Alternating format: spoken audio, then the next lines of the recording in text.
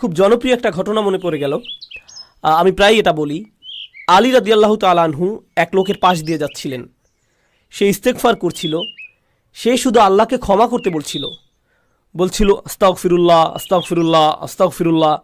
সে শুধু এটা বলেই যাচ্ছিল, মুখস্থ বলছিল। আর তিনি তাকে দেখে বললেন, তোমার ইস্তেগফার প্রয়োজন, তাই না? যেভাবে আল্লাহকে বলছো ক্ষমা করতে, কি এসব? তুমি শুধু পাখির মতো উচ্চারণ করেই যাচ্ছ। এর অর্থ সম্পর্কেও তুমি জানো না।